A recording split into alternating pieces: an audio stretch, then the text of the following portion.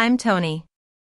Standing in the cold, sterile courtroom, I watched as my mother's face crumbled under the weight of truth. Her once proud demeanor was replaced by a look of sheer panic as the judge referred the case for criminal review. It was a moment I'd waited for, a moment when the lies she'd built her life on finally started to unravel. But this victory came at a cost I'd been paying since I was a child. My family was part of the upper echelon in New York City. My father, Richard Thompson, was a high-profile corporate lawyer, and my mother, Victoria Thompson, was a socialite who thrived on appearances. They lived in a penthouse overlooking Central Park, a place filled with luxury but devoid of real warmth. My younger sister, Lily, was the apple of their eye. She had my mother's delicate features and a charm that could light up a room. I, on the other hand, had my father's strong jaw and dark eyes, and I seemed to be a constant reminder of something my mother wanted to forget. When I was 8, my parents sent me to live with my grandmother, Edith, in a small beach town in Florida. There were no big fights, no tearful goodbyes. Just a quiet car ride and a simple explanation that it would be better for me to stay with Grandma for a while. That while turned into years. Grandma Edith was the opposite of my parents. She was warm, loving, and always there for me. She taught me the value of hard work and self-reliance. I learned early on that if I wanted something, I had to earn it. By the time I was 16, I was working part-time at a local diner and applying for scholarships. At 18, I got a full ride to a prestigious university, majoring in computer science and finance. My college graduation should have been a proud moment, a time for my family to see what I'd achieved on my own.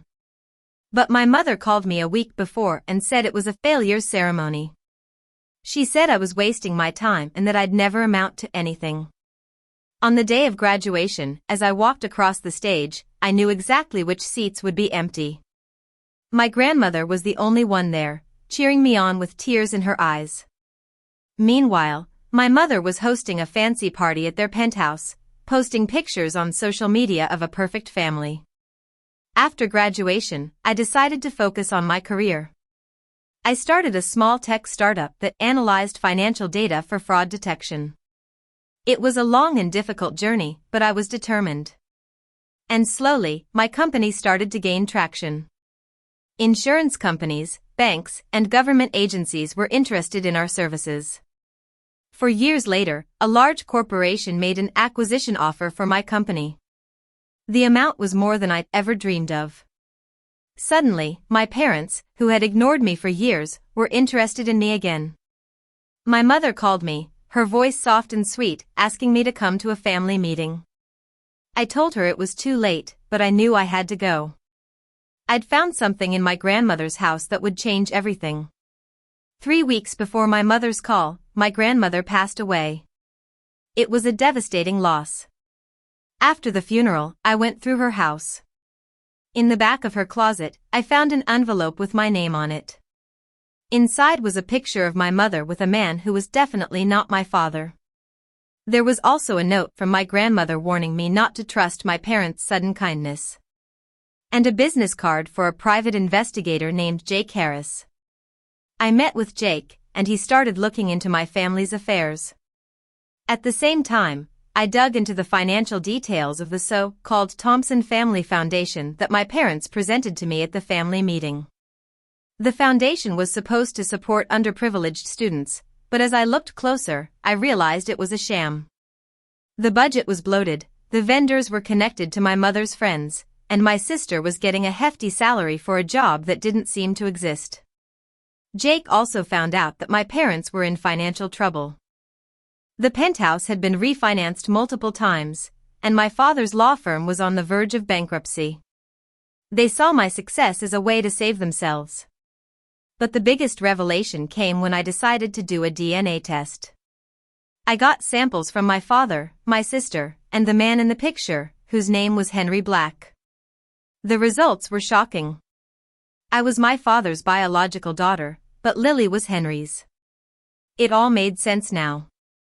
My mother had sent me away because I looked like my father, and I was a constant reminder of the life she'd tried to hide. When I confronted my parents with the DNA results, they tried to deny it.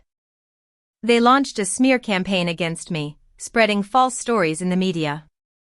They said I was unstable and greedy, trying to undermine the family foundation. My reputation took a hit, and I started losing clients. But I wasn't going to let them get away with it.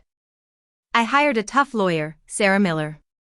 She started building a case against my parents, collecting evidence of the fraud and defamation. And then, in court, the truth finally came out. As the judge listened to Sarah present the evidence, my mother's world fell apart. The foundation was a fraud, the emails they'd used to smear me were fake, and the DNA test proved the long-hidden family secret. My sister, Lily, was in shock. She'd always thought she was part of this perfect family, but now she realized it was all a lie. My mother was sentenced to 5 years in prison for fraud and false reporting. My father retired early, his reputation in tatters. Lily left New York and started a new life under a different name. I, on the other hand, used the money from the company sale to start the Edith Thompson Foundation. It was a real charity, focused on providing education and support to underprivileged children. I also built a new family, made up of friends, colleagues, and the students we helped.